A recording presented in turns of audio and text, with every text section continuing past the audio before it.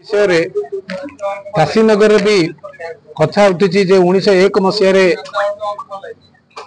महाराज नेतृत्व ओडिशा रे railway line parliament रे बसा जाइतिला। ए पर्यंत से लाइन रो उन्नति जो परिमाण हवा कथा 1901 मसीह रु आज भितर ओडिशा रे बहुत जिले में मान्यवर प्रधानमंत्री नेतृत्व में मान्यवर मंत्री अश्विनी वैष्णव बाबू रेलवे क्षेत्र में अधिक अनुदान देउछंती यह सत किंतु गंजाम जिला और गजपति जिला कि दक्षिण ओडिशा रे से परिमाण रिफ्लेक्शन होनी। पार्टिकुलरली गजपति जिले में कृष्णचंद्र गजपति अवदान को आधार करी मु आज अनुरोध करी माननीय मुख्यमंत्री को रेलवे मिनिस्टर को जे स्वतंत्र ध्यान दिंतु तथा काशीनगर स्टेशन रो उन्नतीकरण अमृत योजना सहित गजपति ना गोटे ट्रेन पार्ला कमिटी गजपति हैदराबाद लोकंर दाबी रही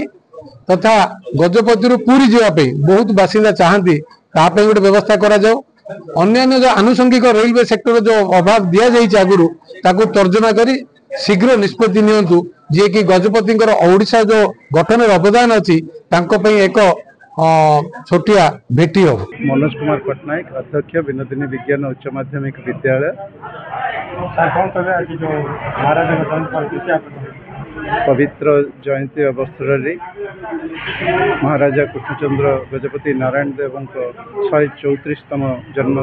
जयंती अवसर में समस्त शुभेच्छा शुभकामना।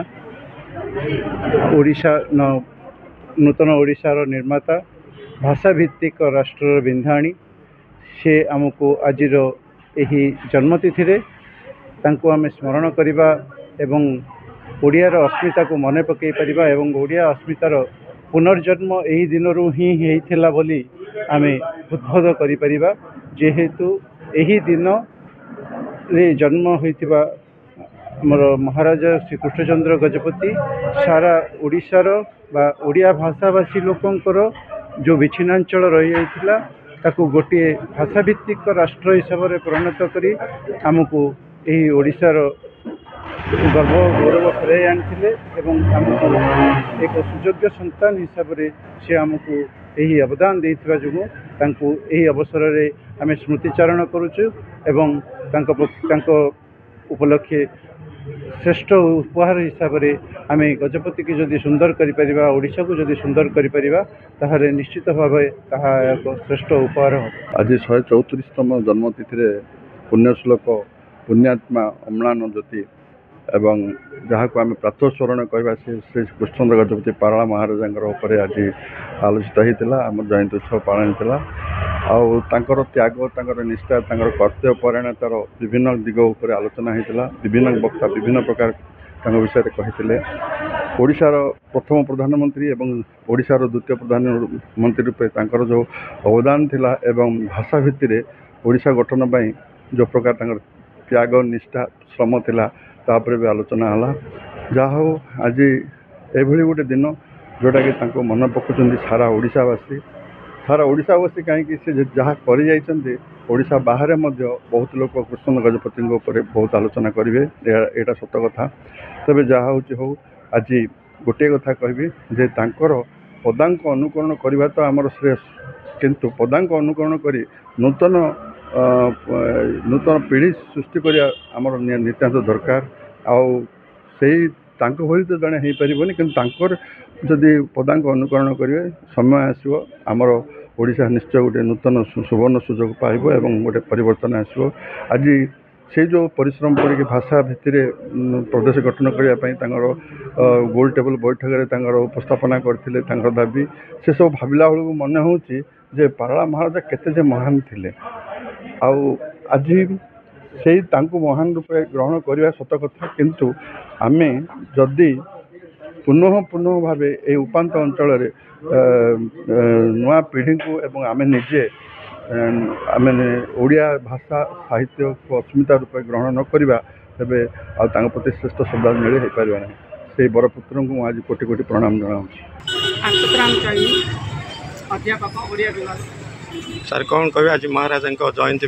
पुण्यश्लोक पारला महाराजा श्री कृष्णचंद्र गजपति नारायण देवंकर 134तम जयंती उत्सव पारलाखिंडी सहर में अत्यंत आनंद उत्साह सहित पालन करा जाउछि। जड़े स्वाभिमान कर्मठ देश प्रेम जाति प्रीति ओडिया भाषा प्रीति साहित्य अनुरागी कला संस्कृति शिल्प कृषि स्वास्थ्य शिक्षा सबु क्षेत्र में पारला महाराज ओडिशा रे जो स्वर्णाक्षर छाड़ी जाइछंती ताहा चिर जाजुल्यमान होई सबुदिन पाई रहिबो। एहा सहित ओडिशार प्रथम प्रधानमंत्री भाव से 1937 मसीहा एप्रिल 1 तारिख दिन जो शपथ नहीं एवं नवनिर्वाचित होते ओडिशार सर्वांगीन उन्नति सहित स्वास्थ्य शिक्षा एवं कृषि क्षेत्र में एक वैप्लविक परिवर्तन भी आनी। कटकर एशियार बृहत्तम धान गवेषणा केन्द्र कटकर विद्याधरपुर ठारे स्थापन उत्कल विश्वविद्यालय स्थापन एवं कटक मेडिकल कॉलेज स्थापन यह सहित सबु प्रकार उन्नति रास्ताघाटर उन्नति जलसेचन उन्नति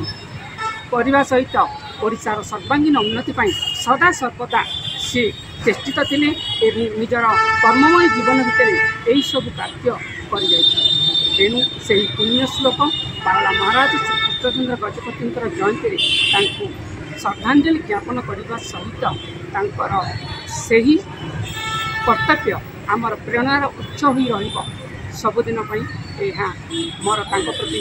गभीर सरकारी मंगल विभाग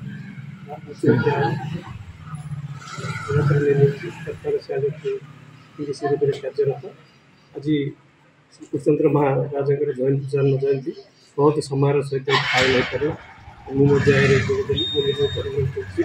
सी नर नी से नारायण थे तेणु कृष्णचंद्र नारायण देव नाम नामित पिता गौरचंद्र देव और माता राधामणि देवी कुलमन कर प्रकृत में देवतम